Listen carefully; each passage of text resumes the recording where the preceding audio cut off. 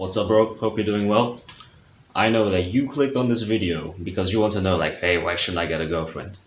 And to understand that, before we get into like why you actually shouldn't, you have to understand the concept if you haven't heard of it before. It's the concept of polarity. The concept of polarity has two sides always. There's the feminine and there's the masculine. It's kind of like yin and yang. So these are like the complete two polar opposites, and they work like this. We have the feminine side. This feminine side is things like love, happiness, and that's the pursuit of or that's the feminine's pursuit. That's the thing that you want to achieve, or your feminine wants to achieve, better to say. The masculine, on the other hand, that is the goal striving, the purpose, the challenge, the competition. That's basically like everything a good man should basically strive for. This, of course, doesn't mean that both of these things are just the one thing in us. You cannot be completely feminine and you can't be completely masculine. Both of these things have to flow inside of you to actually make a human being. If you are more on the feminine side, it was here, then it means most likely that you're more of a submissive person, somebody who is more, how should I say this, hedonistic in a way. And if you're a more masculine person, then you're gonna be more of a man. You're gonna have a deeper voice. You're gonna be the dominant party in many things. And these two things really just determine what kind of person you are. If you're leaning more towards masculine, you're most likely a masculine man. If you're leaning more towards the feminine, then you are most likely a feminine woman. Of course, these polarities can also switch. You can be a feminine man or a masculine woman, but that's not the typical case. The typical case, and like 90% of cases, maybe more, maybe less, is that masculine man and feminine woman. These two parties are both attracted to one another. I can't talk for the woman, for example, but I can easily say that as a masculine man, I am attracted to a feminine woman. If a woman is like a goal striving and a competitive woman, that just really kind of puts me off. I'm gonna be honest. And if you're a masculine man, then I think you can resonate with my words. If, however, a dominant, strong woman really just gets you, it's something for you, then chances are you're going to be a feminine man. And a feminine man usually is, I'm not gonna lie to you, of no worth. You have strong women.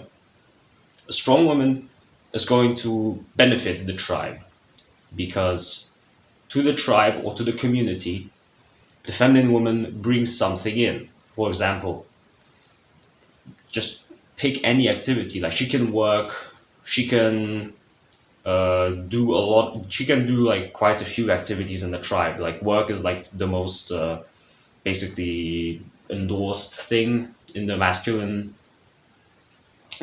sphere.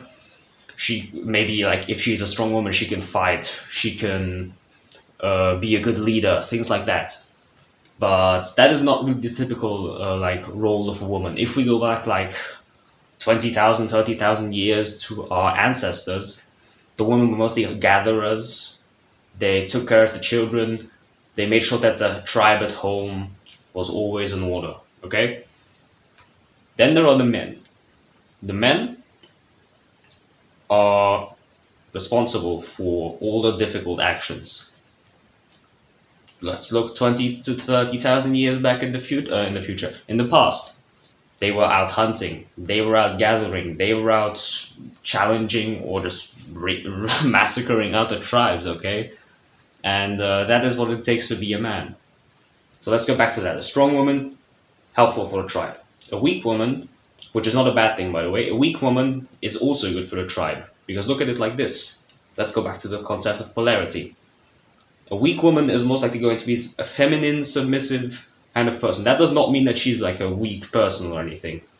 But like if she's feminine, she's going to be attractive to the masculine.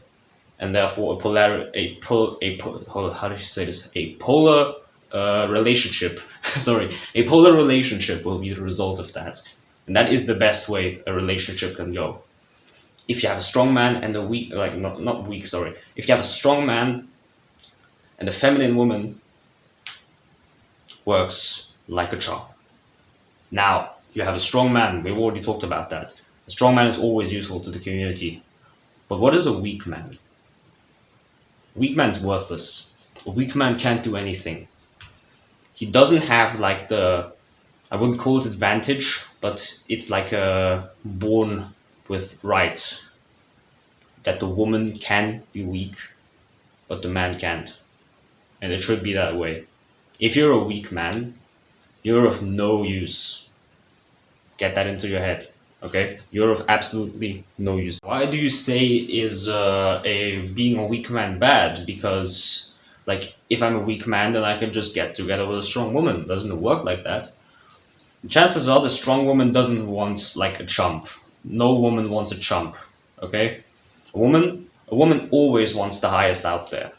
If she can reach for the highest one, like the top 5%, she's completely disregarding the 95% under that. Okay, like just look at the dating market, look at Tinder, look at those videos that say like 50% of men swipe right, but only 5% of women swipe right.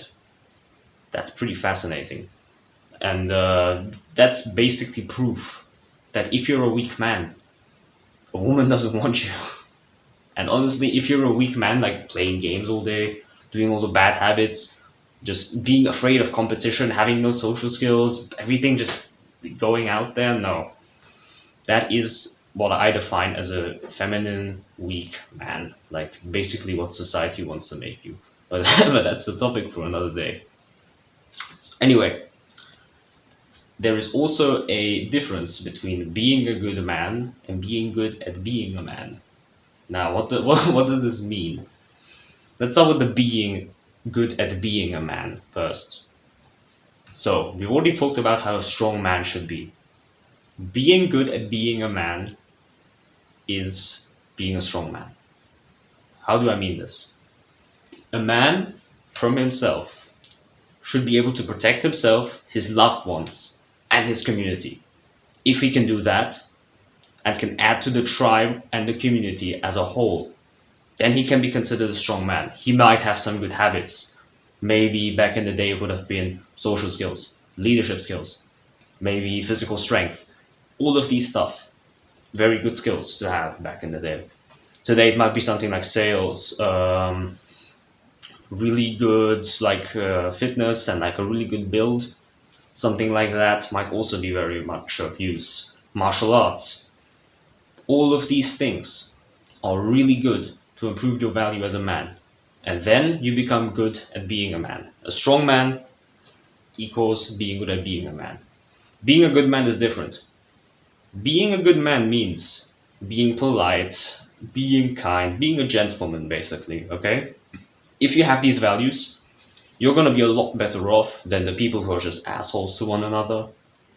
And it honestly just benefits you in everything. If you have good manners, if you have good social skills, and it will certainly help you out. Now, these things combined, being good at being a man and being a good man, will just skyrocket your potential. Because look at it like this. If you're like a weak chump, but are good at being, but are a good man, sorry, then yeah, sure, like you might be a nice person, but you're gonna end up like the person that gets friend zoned by your crush. And your crush is going to the person that's good at being a man, or has good genetics, for example. That is a much better like choice for her because she can reproduce with someone like from a biological perspective. She can reproduce with someone who's not a chump, but who's got better genetics, and that is basically the goal that she wants to go for. Now, if you're good at being a man, then and you're not a good man, but good at being a man, you're like that person that everybody like has like this attitude towards, like ooh, he's around, but you're definitely taken seriously. Okay, combine these two, For example, that you have good manners, good everything, but if need be, you can be dangerous as hell. That is what makes a man. And the skills accompanied with that, as I said, for example, martial arts and all those types of things that heighten your potential and value as a man, those things will, of course, help you as well. Now, this ramble about polarity is really important, okay? Because this is where it gets interesting. If you are a strong masculine man, you are automatically going to attract people that are like on the same polarity, more or less, okay? As friends.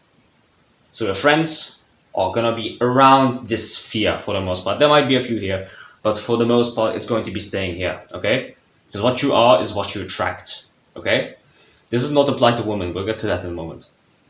Now, if you get a girlfriend, okay, and if she's like in the center here, in the neutral space, neutral space is usually very bad, because remember, if we have polarity on both sides, great, everything's fine. Like there's no absolutely zero problems.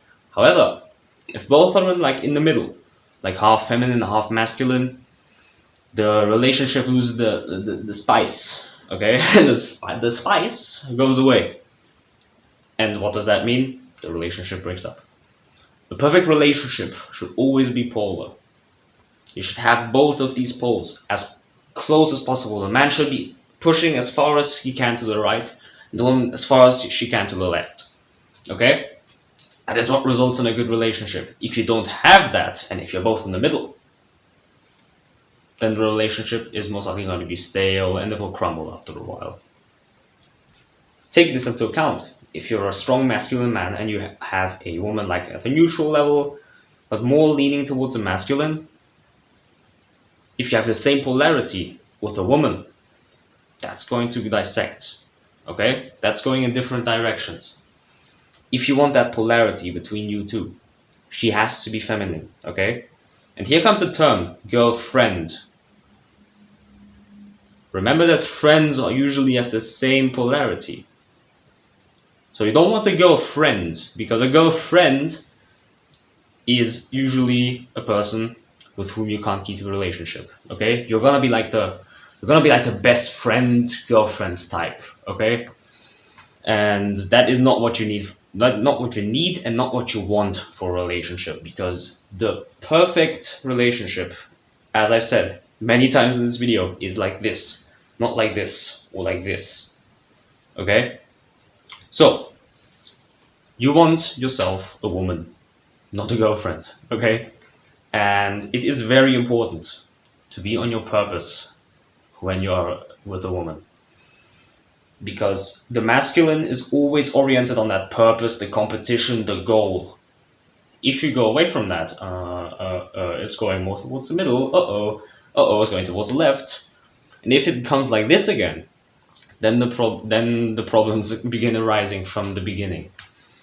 If you're like this, and if you went from your really masculine and over time you ate like junk food, you start going to the gym, you start playing video games, start jacking off, and it's going more like this, and then it crumbles. Kind of sad, I know, but that's pretty much how it works. So if you want to keep a relationship intact, it always has to stay like this.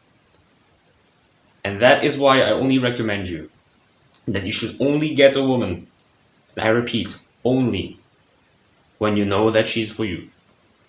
How do you make that? How do you do that though? Here comes the cool part. You can actually do that. Select a woman that's wife material. Because if she isn't, you're going below your standards. And that's not helping anyone.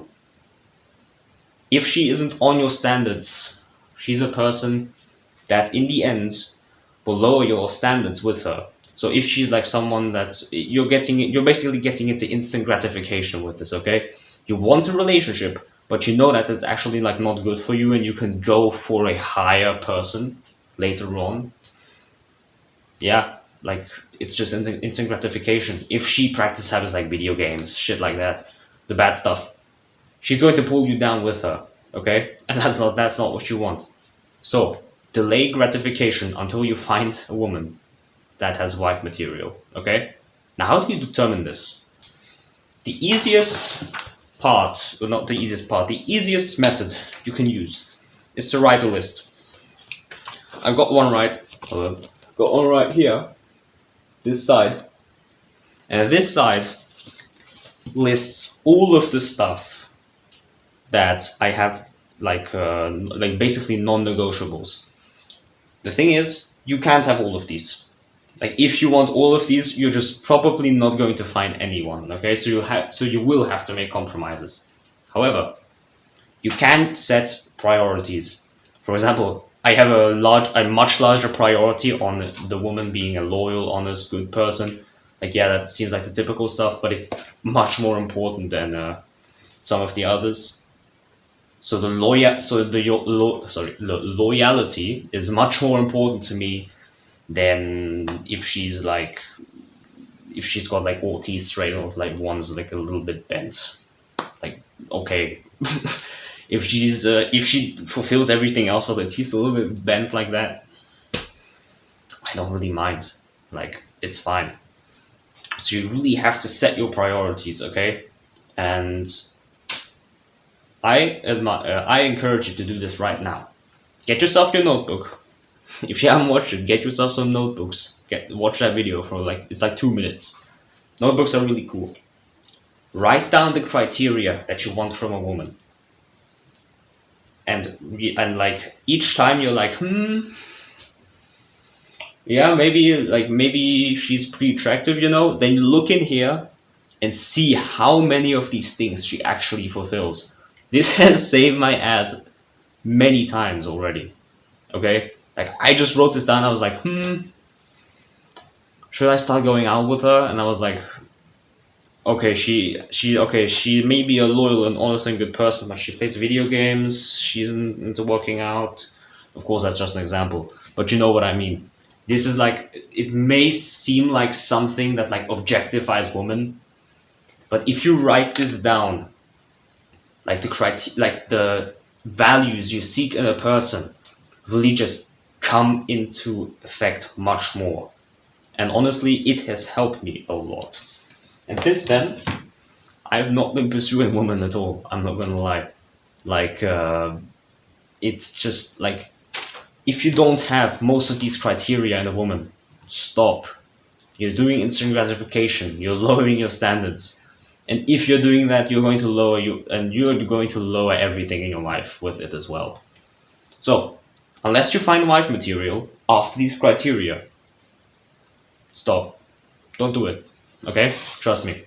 Some like I think I'll post some examples of what you can do for criteria.